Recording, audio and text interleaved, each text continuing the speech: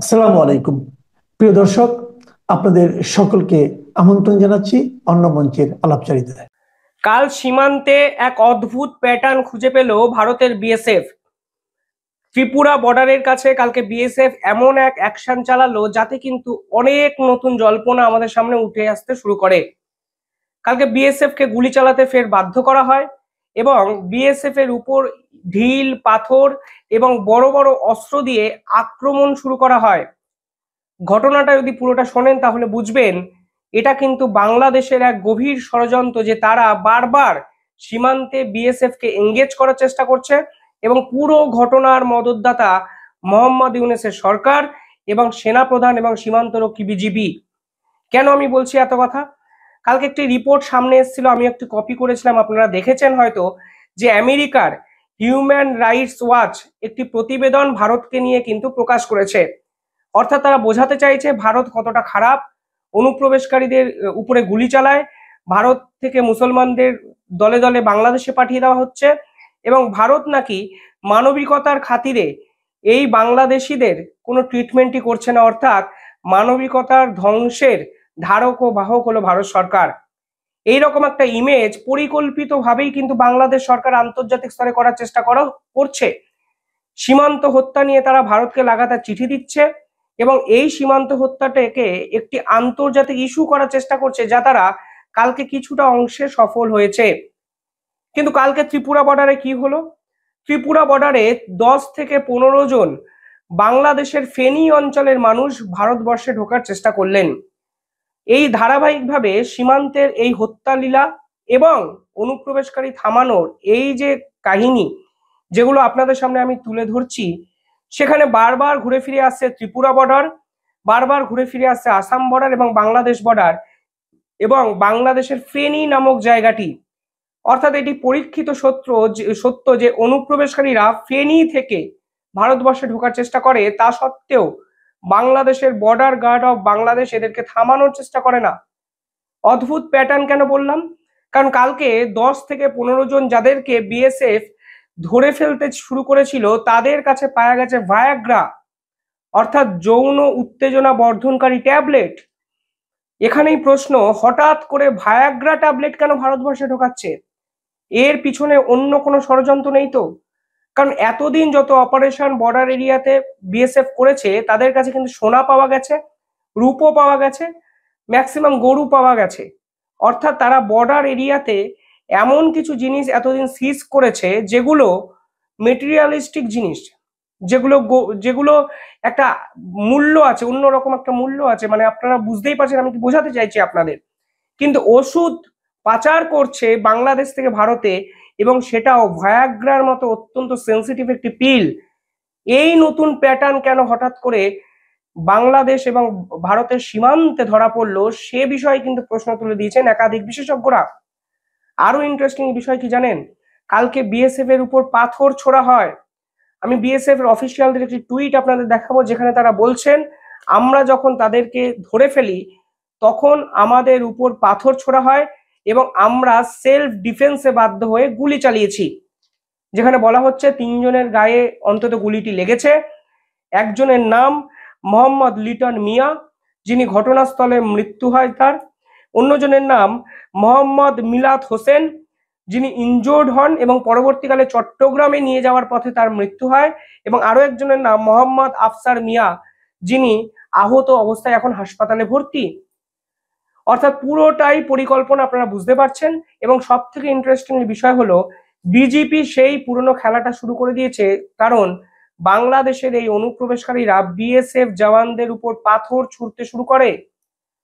আমি একটি BSF জওয়ানের coat আপনাদের দেখাচ্ছি, দেখুন সেখানে পরিষ্কার তিনি বলেছেন, আমাদের দিকে পাথর ছোড়া হয়, আমাদের দিকে পাথর ছোড়ার ফলে আমরা আত্মরক্ষার্থে গুলি চালাতে বাধ্য হই। অর্থাৎ বিএসএফ কে গুলি চালাতে বাধ্য কিন্তু করছে এই বাংলাদেশের সরকার, এবং সাধারণ নিরীহ মানুষগুলোকে বলির পাঠা করছে এই সরকার, যা অন্তত এই ঘটনায় একবার স্পষ্ট হয়ে যায়। কিন্তু 15 লাখ টাকার ভায়াগ্রা কেন ভারতে আনতে হলো? ভায়াগ্রা কেন সাপ্লাই করা হচ্ছে? কি গোপন জিনিস আমরা বুঝতে পারছি না। এমন কোনো বড় পরিকল্পনা নয় তো? অনেক কিন্তু প্রশ্নচিহ্ন কালকের এই ঘটনা আমাদের সামনে নিয়ে এসছে, এবং আপনারা দেখবেন আজকে সকাল থেকে ধারাবাহিকভাবে ভারতবর্ষের সব মিডিয়া এই খবরকে কিন্তু কভার করেছে। পাশাপাশি এখানে মোহাম্মদ ইউনূসের আন্তর্জাতিক খেলাটা বোঝার চেষ্টা করুন। 8ই মে 2025 প্রথম চিঠি ভারত সরকারকে দেয় মোহাম্মদ ইউনূস, আর আজকে যখন এই ভিডিও বানাচ্ছি 25-26 জুলাই, অর্থাৎ 2-2.5 মাস ধরে তারা এই ঘটনা কিন্তু থামানোর চেষ্টা করেনি। তারা এই ঘটনা কিন্তু ক্রমবর্ধমান হারে বাড়ানোর চেষ্টা করেছে। তারা জানে সীমান্ত হত্যা নিয়ে বিএসএফ এর বিপক্ষে অভিযোগ তোলা যায়, তারা জানে বিএসএফ সম্পর্কে কিছু বললে বাজার গরম করা যায়। বাংলাদেশের ছাত্রনেতারা জানে বিএসএফ হলো সফট টার্গেট, কারণ এই সকল ছাত্রনেতাদের পাত্তাও দেবে না ভারতের জওয়ানরা, অথচ ভারত বিরোধিতা করে বাংলাদেশের সেন্টিমেন্ট নিয়ে খেলা যাবে। তাই এই ঘটনাকে থামানোর চেষ্টা করছে না, উল্টে প্রতিদিনই বিএসএফ এর বিপক্ষে তারা এমন কিছু থ্রেট ক্রিয়েট করার চেষ্টা করছে যা আসলে ডিপ্লোম্যাটিক স্তরে প্রেসার ক্রিয়েট করার মতোই। আরো ইন্টারেস্টিং বিষয় হলো তারা এমন এমন জিনিসকে পাচার করার চেষ্টা করছে যেগুলো ভারতের শান্তি শৃঙ্খলাকে বিঘ্নিত করতে পারে। সোনা রূপা গরু, এতদিন তো এগুলো ছিল, এখন বলছে অস্ত্র, এখন বলছে ভায়াগ্রা। আমি জানি না এটা কিসের প্যাটার্ন, নিঃসন্দেহে এর বিষয়ে অনেক আপডেট আসবে, আমাদের গোয়েন্দারা তদন্ত করছেন পুরো বিষয়টা। কিন্তু কালকে সীমান্তে যে ঘটনা হলো তাতে একটা জিনিস অন্তত বোঝা গেছে, ভারতের ভারতের চিন্তাধারাতে যদি ভাবেন যে আমেরিকায় বিষয়ে লিখুক কিংবা বিশ্বের কোনো মানবাধিকার সংগঠন এগুলোকে প্রমোট করার চেষ্টা করুক, ভারত কিন্তু ভারতেই থাকবে। অর্থাৎ ভারতের অ্যাগ্রেশন, অন্তত সীমান্তকে কেন্দ্র করে ভারতের যে অ্যাগ্রেসিভ অ্যাটিটিউড, অনেক বেশি হিংস্রতা আমি ইচ্ছাকৃত বলছি, কারণ এই বর্বর অনুপ্রবেশকারীকে থামানোর জন্য হিংস্র হতে হবে। এদেরকে সোজাভাবে যদি ধরে নেন, দেখছেন কালকেও পাথর ছুঁড়েছে বিএসএফ এর উপর পাথর ছোড়ার অডাসিটি এই সাধারণ মানুষকে কারা দিচ্ছে? বাংলাদেশের সরকার, সেনাপ্রধান কেন দিনের পর দিন বিএসএফ কে সফট টার্গেট বানাচ্ছে? কখনো পাথর ছোড়া হচ্ছে, কখনো অস্ত্র মারা হচ্ছে, এবং কালকেও আমি দেখছিলাম একজন বিএসএফ আধিকারিক ইনজোর্ড হয়েছেন, আহত হয়েছেন পাথরের ঘায়ে। ফলে দায়টা কার? আমার প্রশ্ন হলো দায়টা কার? এই যে ইস্যু, এই ইস্যুটাকে সলভ করার কেন চেষ্টা করা হচ্ছে না?